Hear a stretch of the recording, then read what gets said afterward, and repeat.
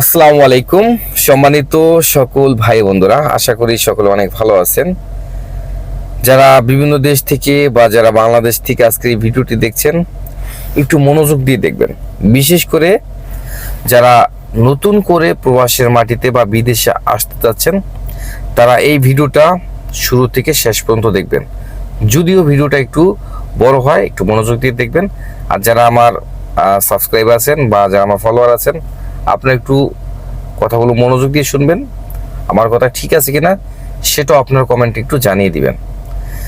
দেখেন, আজকের আমি যে বিষয় নিয়ে কথা বলবো সেটা হচ্ছে যে যারা নতুন করে যারা বিদেশের মাটিতে আসবেন, আসলে আপনার এই আসার আগে আপনার কোন বিষয়গুলো জানা সবচেয়ে বেশি প্রয়োজন।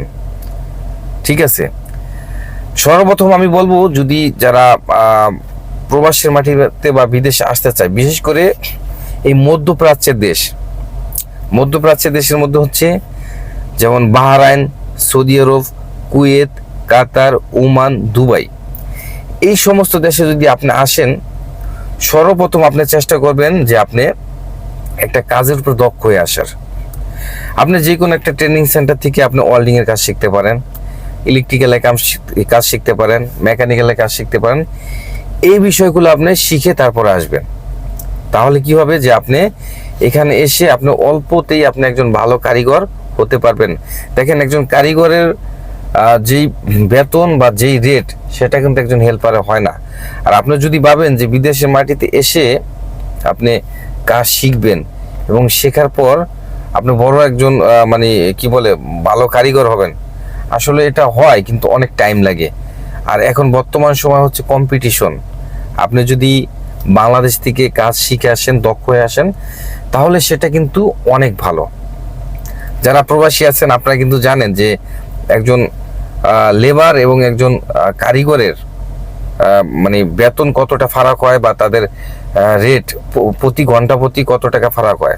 ঠিক আছে, তো এটা হচ্ছে মেন বিষয়। আর আরেকটি বিষয় হচ্ছে যে আপনি কোন দেশে আসবেন, বাহরাইন আসবেন না সৌদি আসবেন না কাতার যাইবেন, আপনি কোন দেশে যাবেন সেটা আপনাকে আগে ডিসাইড করতে হবে। দেখেন, আগে আপনার বুঝতে হবে যে ওই দেশে আপনি যেই দেশে যেতে চাচ্ছেন সেই দেশের সিচুয়েশন কেমন, বা কোন কাজের চাহিদা বেশি, বা ভিসা লাগানোর সুযোগ সুবিধা কেমন, আসা যাওয়ার সুযোগ সুবিধা কেমন, সেটা আপনার জানতে হবে। দেখেন, আমি যদি প্রথমে বলি যে বাহরাইনের কথা, বর্তমানে কিন্তু বাহরাইনের প্রবাসীদের জন্য সুযোগ সুবিধা মানে এতটাই ভালো, যেটা আমি মনে করি যে মধ্যপ্রাচ্যের কোনো দেশে এরকম সুযোগ সুবিধা দেয় না। আপনার ভিসা লাগানো থেকে শুরু করে সব কিছু কিন্তু একদম সহজ করে দিয়েছে। আপনি বাংলাদেশে থাকলে যদি ছুটিতে যান, আপনি চাইলে সেখান থেকে আপনি ভিসা লাগাতে পারবেন। ভিসা লাগানোর জন্য কিন্তু বাহরাইন আসতে হবে না। তো সব মিলিয়ে বাহরাইন খুবই ভালো, কিন্তু মেন কথা হচ্ছে বাংলাদেশিদের জন্য বাহরাইনের ভিসা বন্ধ আছে। বাংলাদেশিদের জন্য বাহরাইনের কোনো ভিসা নেই, সেটা ফ্যামিলি ভিসা হোক, ভিজিট ভিসা হোক বা ওয়ার্কার ভিসা হোক, কোনো ভিসাই কিন্তু বাংলাদেশিদের জন্য নেই। তো গেল বাহরাইন। এখন আসি সৌদির কথা। দেখেন, সৌদি আরবে আপনি আসতে পারবেন, সৌদি আরবে আসা খুবই সহজ, কিন্তু মেন কথা হচ্ছে যে সৌদি আরবে আসলে আপনি কাজও পাবেন, কিন্তু কাজ পাওয়ার পরে যে টাকা বেতন সেটা আপনি পাবেন না। যেটা আপনার যদি আত্মীয় স্বজন থাকে, আপনি একটু জিজ্ঞেস করে দেখতে পারেন।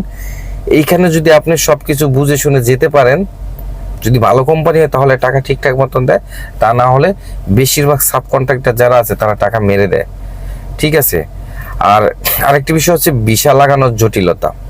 এখানে যতটুকু আমি জানি বা আমরা জানি, সেটা হচ্ছে যে এখানে কফিলের মাধ্যমে ভিসা লাগাতে হয় এবং 6 মাসের ভিসা লাগানোর সুযোগ আছে।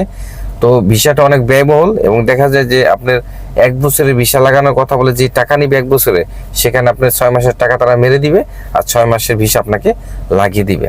তো এই সমস্ত জ্বালা যন্ত্রণা অতিষ্ঠ হয়ে কিন্তু অনেক প্রবাসী কিন্তু সৌদি আরব ছেড়ে দিয়েছে। তো এখন আপনার চয়েস যে আপনি কোন দেশে যাবেন। তারপর যদি বলি আপনার কাতারের কথা, কাতারে আসা অনেক সহজ।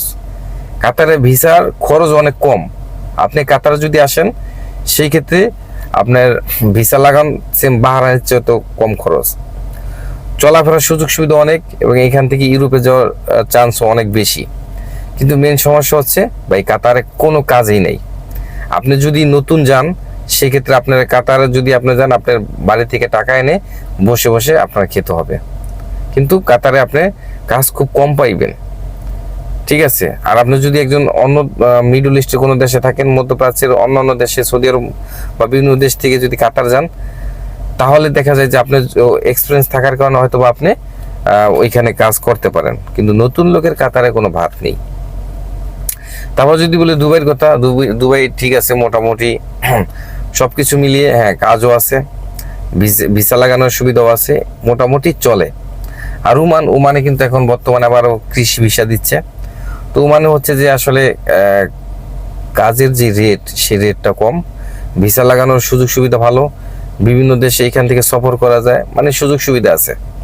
তো আপনি চাইলে ওমানও যেতে পারেন, কিন্তু ওমানে কাজের রেটটা একটু কম, বেতন একটু কম। তারপরে যদি আমরা আসি কুয়েত, আসলে কুয়েত খুবই ভালো। কুয়েত যদি আপনি যেতে পারেন, বর্তমান সময়ে সবচেয়ে ভালো চয়েস হচ্ছে কুয়েত। আপনি যদি কুয়েত যান, কুয়েতে বেতনও ভালো, টাকা যে বেতন বা স্যালারি বা টাকা মেরে দেওয়ার চান্স খুবই কম। তো এখন আমি যদি বলি সব দেশ মিলিয়ে কম্পেয়ার করলে কোনটা ভালো, হয়তো আমি বাহরাইন দেখে আমি বাহরাইনের কথা বলবো, বা যে ওমানে আছে ওমানের কথা বলবে, কিন্তু অ্যাকচুয়ালি আমার নজরে সবচেয়ে ভালো বাহরাইন। তবে বাহরাইনের ভিসা বর্তমানে অ্যাভেলেবেল নেই। ঠিক আছে। এই সময় আপনারা আগে ডিসাইড করেন যে আপনি কোন দেশে যাবেন। আপনার আত্মীয় স্বজন থাকলে সেখানে আপনি কল দেন, কল দিয়ে জিজ্ঞেস করেন যে ওইখানকার সুযোগ সুবিধা কেমন, ভিসা লাগানোর জটিলতা কেমন, বা কাজ করলে আপনার টাকাগুলো আপনি ঠিকঠাক মতন পাইবেন কিনা, স্যালারি ঠিক মতো দেয় কিনা, আপনি এগুলো একটু জানবেন। ভিসা কিন্তু অনেক রকমের হয়। আপনি দেখা যায় আপনি যাওয়ার পরে ফ্রি ভিসা বলতে কোনো ভিসা নেই, যেটা হচ্ছে যে আপনাকে একটা মালিকের আন্ডারে থাকবেন, তবে সেখানে আপনাকে কোনো কাজ দিবেন, আপনি নিজের ইচ্ছা মতন আপনি কাজ করতে পারবেন। তো সেটাকে ফ্রি ভিসা বলে। আর আপনি যদি কোনো কোম্পানির আন্ডারে যান, আপনাকে বেতন খুবই কম দেওয়া হবে, তবে সেখানে আপনাকে মাস টু মাস বেতন দিবে।